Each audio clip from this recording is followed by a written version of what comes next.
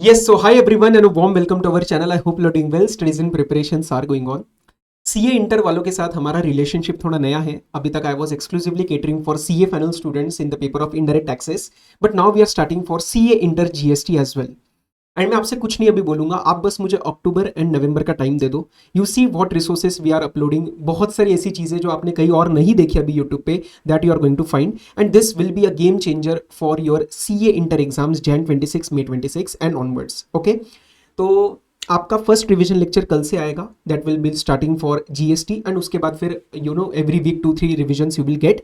And जो question answer marathon, CA inter GST hots, ये सब जो रिसोर्सेस हमारे फाइनल के लिए, जिसके पास मेरे पास with respect to which I have a very good feedback, वो हम आपके रिजल्ट्स के बाद अपलोड करेंगे. तो October and November will be power packed. ठीक है, सो एक चीज़ वो हो गई. दूसरा, टेलीग्राम चैनल ज्वाइन करके रखना. एमसीक्यूज चला रहे हैं हम उसके ऊपर. We are posting MCQs daily and वहाँ पे सारे आपको अपडेट्स मिलते जाएंगे. So it will be useful for you. अब सर अभी के टॉपिक पे रहते हैं, बाकी की चीज़ें मैं आपके साथ और कर लूंगा बात. Rank in C inter, this is a very emotional topic. ठीक है, इमोशनल क्यों? मतलब रैंक के बाद, रैंक के साथ बहुत सारे इमोशंस जुड़े हैं. एंड मैं आपको बताता हूँ एकदम सच क्या होता है. एट सी इंटर लेवल आप अभी आर्टिकलशिप नहीं करी होती है. You have not interacted as such with experienced people. तो कहीं ना कहीं the only sphere you are in is with respect to your friends जो आपके साथी सी इंटर में है एंड आपके फैकल्टीज. तो रैंक के बारे में जब भी बात करनी होती है, कभी मैं इंटर वालों से भी मिलता हूँ, तो एक एक रहता है, इमोशनल टच है इसके ऊपर कि सर रैंक लाना है. फाउंडेशन में बेशक हमारा ऐसे ऐसे हुआ है, 2 अटेम्प्ट लगे हैं, बट सर हम भी बिग 4 एम कर रहे हैं, हम भी top 10 top 20 Mumbai Gurgaon, we are also aiming for that. तो सर रैंक के लिए क्या करना है, क्या करना है और क्या कर सकते हैं? See there are 2 sides to this discussion. Side number 1 जो कि है इमोशनल डिस्कशन. मैं आपको जबरदस्त मोटिवेट करूं, मैं आपको पूरा एक इमोशनली स्टिमुलेट कर दूं, और पर उसका यूज कितना होगा, वो 1 घंटे के लिए चलेगा. दैट इज ऑल्सो इंपॉर्टेंट, मैं मना नहीं कर रहा, बट वो ऑलरेडी बहुत लोगों ने आपको दिया है वैसा. वैसा एक क्या कहते हैं, वैसा गाइडेंस या वैसा यू हैव दैट राइट. आप इंस्टाग्राम पे हो, मोटिवेशन ये सब आपको ऑलरेडी मिल रहा है. My discussion for today is कि अगर सी एंटर में रैंक लाना है तो डे टू डे बेसिस पे अपने को क्या चीजों का ध्यान रखना है. आई हैव कोलेटेड 10 पॉइंट्स जो कि ऑलमोस्ट वैसे ही है जो हम सीए फाइनल वालों के साथ डिस्कस करते हैं, बट यहाँ पे थोड़ा सा कॉन्टेक्स्ट बदल जाएगा, वे ऑफ एक्सप्लेनिंग बदल जाएगा. So we will, my focus will be on that part. ठीक है, इमोशनल एंड मोटिवेशन तो सर आपको वैसे भी मिल जाएगा. एक्चुअल में क्या इंप्लीमेंट करना है, कैसी चीजें हम कर सकते हैं, because C rankers are not doing separate things, they are not doing different things, they are doing the existing things a bit differently, क्योंकि स्टडी वही है, 24 आवर्स उनके पास भी है. इससे पहले मैं आपको अपने बारे में बताता हूं, मेरा क्या सिचुएशन था. सर इंटर में आपने क्या किया है, ये मेरे इंटरमीडिएट का आप देखोगे, मैंने ना सिंगल सिंगल ग्रुप्स दिए थे और मेरा फाइनल में रैंक था. तो सर मैं आपको दोनों साइड दूंगा कि मेरे इंटर में ऐसा क्या हुआ और मेरे फाइनल में ऐसा क्या हुआ, और आप उसके बारे में क्या सीख के you can implement to genuinely aim for a rank in CA inter Jan 26 और May 26 एंड ऑनवर्ड्स. ठीक है, तो ये मेरा इंटरमीडिएट में मैंने नवंबर 14 में दिया था. आप मेरे मार्क्स देखना 72, 55, 71, 74.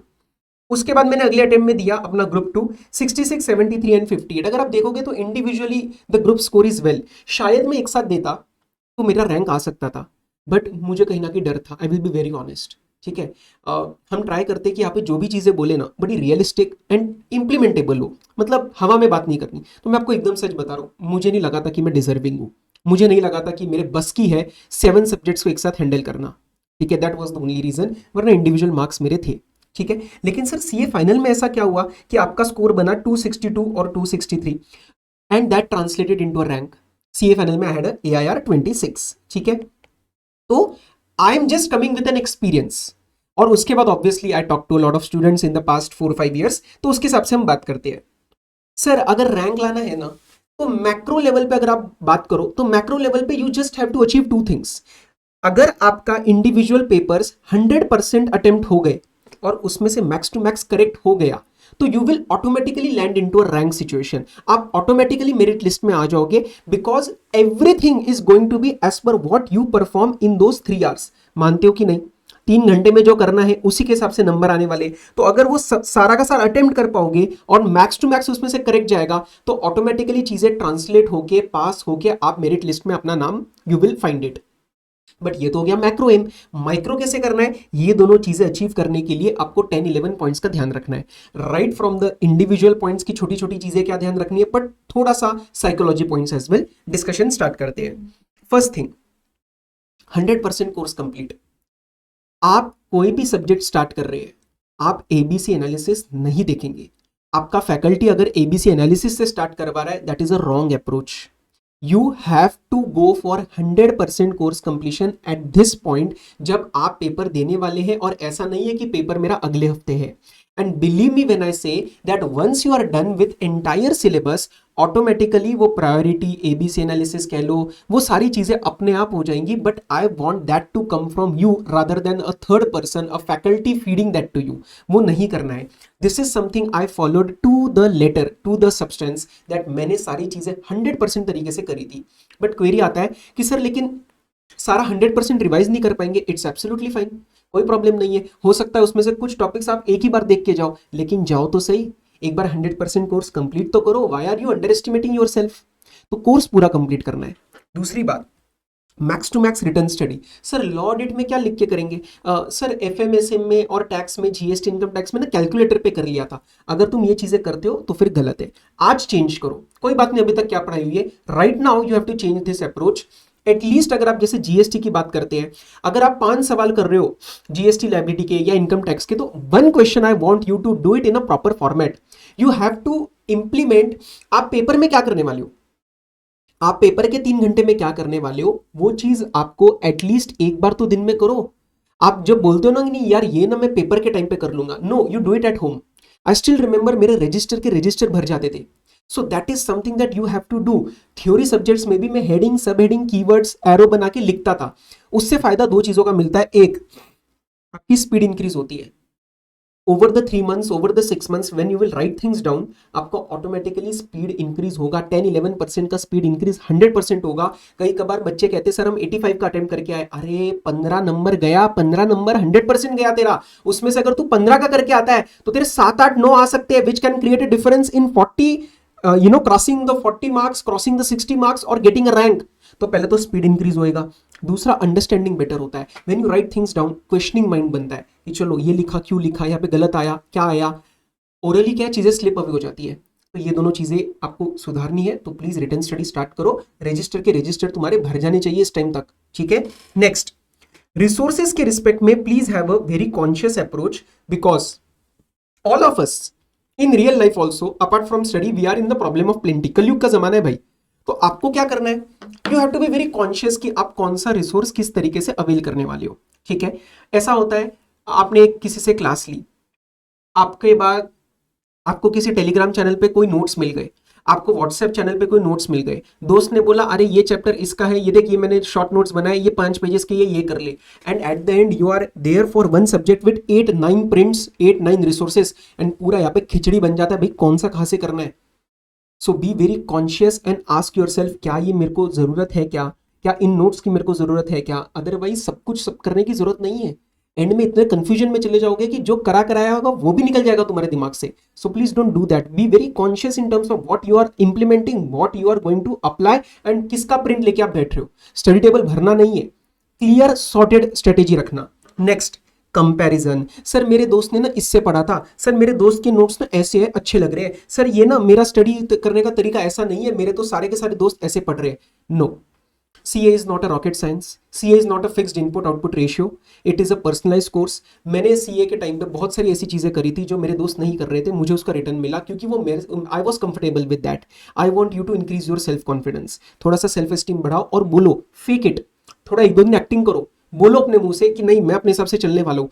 इंप्लीमेंट होंगी वो चीज़ें, आपका सेल्फ एस्टीम इंक्रीज होगा एंड कॉन्फिडेंस बना रहेगा, ठीक है। तो प्लीज कंपैरिजन के गेम में मत फंसना। It is okay if you are going against the crowd. अगर आप कंफर्टेबल हो तो चलो उसके साथ, आपको नंबर मिल जाएंगे। और अगली बार लोग आपसे पूछेंगे कि भाई ये कैसे किया था, एंड आप यूट्यूब पे आके शेयर करोगे स्ट्रेटेजी अपने फैकल्टीज के साथ कि भाई मैंने ऐसे किया। उस टाइम याद रख लेना मेरे को, ठीक है। Next, keep in touch strategy. बहुत बारी बोलता हूँ मैं, फाइनल में तो बहुत बारी बोलता हूँ, इंटर के लिए अब हर वीडियो में हम बात करेंगे इस बारे में। What is keep in touch strategy. सच सच बताना, मेरे को कमेंट करना इस टाइम पे कि ऐसा होता है क्या। सर मैंने ना एडवांस अकाउंट्स और लॉ कर लिया है, अब मैं DT एडिट कर रहा हूँ, अब मेरे को ना डर लग रहा है अकाउंट्स भूल गया। अब मेरे को डर लग रहा है कि मैं लॉ के सेक्शंस भूल रहा हूँ। उस टाइम तो कॉन्फिडेंस था, अब कॉन्फिडेंस नहीं आ रहा है। इसके लिए आपको लगानी एक छोटी very simple keep in touch strategy. What is this? मैं ये लगाता था, फॉर एग्जाम्पल आपका ग्रुप 1 हो गया है, आप ग्रुप 2 की स्टडी पे हो और इधर वे राउंड आप किसी नए सब्जेक्ट पे हो। What ever the completed subject is, आपको उसको रात को 1 घंटा देना है। एक सब्जेक्ट को नहीं, 2 या 3 सब्जेक्ट को 1 घंटा देना है, तो अप्रॉक्स 20 to 25 मिनट्स पर सब्जेक्ट। मैं ये करता था अप्रॉक्स 20 to 25 मिनट्स पर सब्जेक्ट। और उसमें आप क्या कर सकते हो, जैसे फॉर एग्जांपल एडवांस अकाउंट्स है, अब उसमें कोई अमेंडमेंट नहीं आता, पुराने पेपर्स का प्रिंट लेके रखो, 10 12 15 पेपर का प्रिंट लेके रखो, उसमें से 1 2 सवाल डेली कर लो। लॉ है, कोई एक सेक्शन या सेक्शन नंबर या मे बी कोई मार्क क्वेश्चंस रिवाइज कर लो। टैक्स के इंडिविजुअल सेक्शन किसी में दिक्कत आता है, सैलरी में दिक्कत आता है, पीजीबीपी में दिक्कत आता है, 2 3 सेक्शन रिवाइज कर लो। ऑडिट के मैं ऐसे करता था। और इससे क्या होता है, दिस इज नॉट स्टडी, मतलब आप इसको स्टडी टाइम में नहीं गिनेंगे। अगर आप 8 घंटे का आउटपुट निकाल रहे हैं तो ये 1 घंटा ऊपर का जाएगा। This is just psychological advantage. तो ओवर द नेक्स्ट 2 मंथ्स जब आप कोई नए सब्जेक्ट कर रहे हो तो पुराने वाले भूलने का डर आपका निकल जाएगा। साइकोलॉजिकली आपको बहुत एक अच्छा एडवांटेज फील होगा। This is very important. ये साइकोलॉजी का खेल है। दिल को बोलना पड़ता है ना ऑल इज वेल, तो ये ऑल इज वेल है हमारा हमारा ठीक है। ये करके देखना, आपको लगेगा सुनने में it's very important, very easy to implement and very effective. CA final के बच्चे भी ये वाली चीज करते हैं। Because I have given single groups and I have given both groups, I can 100% vouch for this fact that मैं कभी भी ना 100% कॉन्फिडेंट नहीं था when I was giving both। और जब मैं सिंगल ग्रुप देता था तो कंपैरेटिवली मैं कंपैरेटिवली अच्छा कॉन्फिडेंट होता था, क्योंकि क्या है ना, सिंगल में आप 3 ही पेपर से डील करेंगे, आप दोनों ग्रुप्स के अंदर 6 पेपर से डील करेंगे, तो naturally that difference of pressure you are going to feel, but that does not mean that you are not ready. Don't back out from the both groups preparation just because you are not feeling that 100% kick. नहीं आएगा, but आना भी नहीं चाहिए, चलेगा। Course बहुत है, volume बहुत है और सब बच्चे उसी तरीके से प्रिपेयर करने वाले हैं, उसमें भी तुम रैंक ला सकते हो। नेक्स्ट, एक रैंक का बेसिक टारगेट तो रहता है सर, मैं झूठ नहीं बोलूंगा, ठीक है, रैंक एक दिमाग में आता है when you go for both groups and your preparation is going well, but मैंने उसको डे टू डे बेसिस पे कभी नहीं सोचता था। मतलब जैसे फॉर एग्जांपल आज मेरे से कोई पेपर में या मैंने कोई मॉक टेस्ट दिया या मैंने कोई रिवीजन उठाया एंड उसके अंदर मैंने गलती कर दी, फिर अरे यार मेरे को तो रैंक लाना है, ये गलती कैसे हो गया, मेरे को तो ये रैंक लाना है, ये कैसे नहीं याद आ रहा, ऐसे नहीं याद आ रहा तो मतलब मैं पेपर के टाइम पे क्या करूंगा। नो, दो स्पाइरल डाउन होते हैं ना जो थॉट्स, वो अवॉइड करने हैं। डे टू डे रैंक के बारे में नहीं सोचना है। हाँ, मैक्रो लेवल पे हफ्ते के एंड में एक बार रिव्यू कर लेना स्ट्रेटेजी क्या बना के बैठे हो, and then you go for the reminder कि यार yes I am aiming myself to be in the top 50 okay all over India. सुन के भी कैसा लगता है यार, करो ना मेहनत, करो मेहनत और लगा दो जी जान यार। मेनी डेज, ये बहुत इंपॉर्टेंट है आपके लिए, many days dull mind and zero motivation। I studied a lot of days when I was in a completely dull mind state कि मेरा बिल्कुल मन नहीं कर रहा है, मुझे 0.1% भी मोटिवेशन नहीं है, बट मैंने उस टाइम स्टिल पढ़ाई किया, मैंने स्टिल पढ़ाई किया। मे बी मैं 8 घंटे नहीं पढ़ा लेकिन मैं 4 घंटे तो पढ़ा, and it's fine. We are human beings, we are not machines. तो कभी कभार प्लान्स जो बनेंगे, समटाइम्स एक कोट है, sometimes you have 40% to give it and if you give that 40% you still give your 100% that day, तो it's fine. अपने को क्या लगता है बड़ा रोजी रोजी पिक्चर रहेगा, रोज मोटिवेटेड रहेंगे, हम मस्ती के साथ पढ़ रहे, नहीं होता दोस्त, वैसे नहीं होता है और वैसा होना भी नहीं चाहिए। फिर तो कुछ गड़बड़ है ना यार, ह्यूमन बींग्स है, ऊपर नीचे फीलिंग होएगा तो डल माइंड होएगा, कभी जीरो मोटिवेशन रहेगा, कभी ज्यादा मोटिवेशन रहेगा। आपको बस डे टू डे पढ़ते रहना है। Next, small daily consistent efforts is everything. कई कबार इंटर वाले बच्चे क्या बोलते हैं कि सर आज ना मैंने सिर्फ 3 घंटे पढ़ाई किया, मेरा प्लान तो सर 12 घंटे का था, 11 घंटे का था। तो a lot of times you are stuck in this all or nothing approach. मतलब करूंगा तो 10 घंटे तो ही खुशी मिलेगी वरना नहीं, ऐसा नहीं होता है भाई। आपके डेली कंसिस्टेंट एफर्ट भी अगर आप मारते रहे ना तो over the period of 3 months 6 months उसका बहुत अच्छा कंपाउंडेड एफर्ट मिलता है, बहुत अच्छा कंपाउंडेड रिजल्ट मिलता है। तो daily consistency is much much more important than putting it 12 hour 13 hours and 15 hours days, जो पता नहीं यूट्यूब पे क्या क्या बोला जाता है। ठीक है, लास्ट अगर मैं आपको एक चीज बोलूं, keep it simple silly, don't overcomplicate things, you know what is to be done, don't unnecessarily mess it up. आपको डेली पढ़ना है, आपको लिख के पढ़ना है, आपको थोड़ा स्कूल की तरह पढ़ना है और आप इस चीज को निकाल लोगे। क्या है सी एग्जाम, सी इंटर कुछ नहीं है, आपके घर के पास का एक पेपर है, घर के पास एक सेंटर पड़ेगा, आप पढ़ रहे हो, आप जाके क्लियर तो कर ही लोगे यार। इसके सिवाय मैं 3 चीज और बताता हूँ। पेपर प्रेजेंटेशन पे आपको ध्यान रखना है। जीएसटी का पेपर प्रेजेंटेशन मैं आपको दे दूंगा, जैसे हम आईडीटी का करते हैं फाइनल का, मैं आपको इंटर का भी दे दूंगा, उसमें टेंशन मत लेना, but just understand why paper presentation is important. आपने कितनी मेहनत करी, आपने कितने सैक्रिफाइसेस करे, आपने कितने इवेंट्स मिस किए, आपका क्या ब्रेकअप हुआ, ये बहुत प्रॉब्लम्स आती है। ये सब चीज़ें मैटर ही नहीं करता आईसीए को। आईसीए को मैटर क्या करता है, उस 3 घंटे में उस रूम में बैठ के, एग्जाम हॉल में बैठ के तुमने क्या परफॉर्म किया। That is the only thing that matters. That 3 hours communication is everything on the basis of which you are going to be judged. तो पेपर प्रेजेंटेशन में आपको एक नैक होता है हर एक सब्जेक्ट का, हर एक सब्जेक्ट की रिक्वायरमेंट अलग होती है। टॉपर्स की कॉपीज मिलती है, सब जगह सर्कुलेट होती है, एक बार उसको लगा के, टाइम लगा के खुद से रिव्यू करना, देखना कि यार मैं कैसे पेपर लिखता हूँ, इस बच्चे ने कैसे पेपर लिखा है। You will understand the difference. And यही चीज है आपके कम्युनिकेशन, इसी के थ्रू आपका एग्जामिनर आपको नंबर देने वाला है। एंड मैं बता दूं, he doesn't care about you. ये आपका कोई रिलेटिव नहीं है वहां पे कि आपको वो बहुत टाइम लगा के आपका चेक करने वाला है। तो लेजिबिलिटी क्लियर रहनी चाहिए, क्लीन पेपर लगना चाहिए, एंड फिर ऑब्वियसली आंसर्स भी मैच होने चाहिए। तो वो तरीके से आपको थोड़ा नैक समझना है to get more marks. I never studied more than 9 to 10 hours in a day. मैं कभी 11 घंटे, मुझे मैं कभी भी नहीं पढ़ा, मैं फाइनल के टाइम भी नहीं पढ़ा। बट मैं एक बहुत प्राउडली बोलता हूँ कि मेरे ना ऐसे दिन नहीं थे, ज़्यादा दिन नहीं थे जब मेरे से पढ़ाई हो ही नहीं रही है, मैं फिर भी पढ़ता था। तो मेरे लिए always what I banked upon is consistent study rather than 12 13 14 hour study at the end. मुझे नहीं लगता वो हो सकती, मेरे बस की नहीं थी। एक चीज़ और लास्ट में, one point I will tell you, जो एक इमोशनल साइड चाहिए होता है एक मोटिवेशन का, वो भी दूंगा, रुको 2 minute. Meditation and physical activity on a day to day basis. ये आपको लगेगा सर ये तो बुड्ढों का काम है, ये तो एजेड लोगों का काम है, हमसे क्या करवा रहे हो। नहीं, आज की दुनिया जैसी चल रही है ना, जितना डिस्ट्रैक्शंस है ना आज की लाइफ में, आपको भी मेडिटेशन करना है। मैं भी करता हूँ, सुबह उठ के मैं भी मेडिटेट करता हूँ, आपको भी करना है। और एक physical activity, it can be a gym, it can be a yoga class, it can be a, मतलब एज सिंपल एज, मेरे एक स्टूडेंट था, वो कहता था सर मुझे सिर्फ गाने सुनने हैं, मुझे रूम बंद करके मेरे को थोड़ा सा अपना डांस वांस करना है। मैंने कहा तू कर भाई, तेरे को जो अच्छा लगता है कर। तुम्हें घूमने जाना है, घूमने मतलब तुम्हें जॉगिंग करने जाना है, जस्ट गाने सुनने हैं, you have to take a walk in a park, आप कुछ भी करो, whatever makes your soul, whatever makes you happy inside. ये आपको डेली एक फिजिकल एक्टिविटी रखनी है जिसमें आप घर से बाहर निकलोगे, फिजिकल एनवायरनमेंट आपका आधे घंटे के लिए चेंज होना चाहिए। और मेडिटेशन। इसके सिवाय मैंने आपसे ऑलरेडी 17 मिनट्स लिया है, सुन के जाना।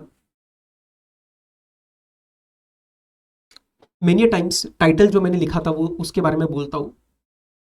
इन द टेक्स्ट, व्हाट्सएप पे जब टेक्स्ट आता है ना इंटर फाइनल का कि sir I am an average student, मैं भी एवरेज हूँ, मैं बहुत ज़्यादा एवरेज स्टूडेंट हूँ, मैं बहुत ज़्यादा एवरेज पर्सन हूँ। बट मेरा जो एफर्ट था ना, उसमें आज जब मैं कंपेयर करता हूँ तो I think they were extraordinary, they were consistently extraordinarily, और रादर एक्स्ट्रॉर्डिनरीली कंसिस्टेंट।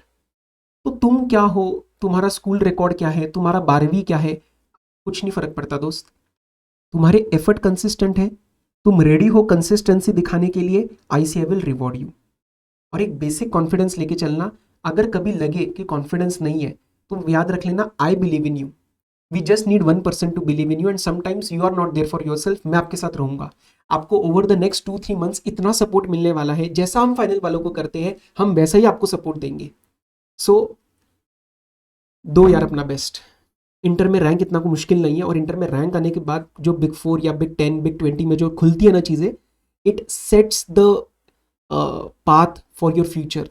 क्योंकि आर्टिकलशिप अच्छा मिलेगा तो लोग आसपास अच्छे मिलेंगे, मेंटर्स अच्छे मिलेंगे, एक्सपीरियंस अच्छा होगा, फाइनल उससे अच्छा जाएगा। एक पूरा इन्वायरमेंट होता है वो 2-2.5 साल का। फाइनल अच्छा जाएगा तो ऑब्वियसली यू नो आगे कितना फ़ायदा है आपके लिए। ठीक है, अगर कुछ लगा हो कि सर मज़ा आया सुन के, या कुछ ऐसा लगा कि नहीं this is useful, do comment.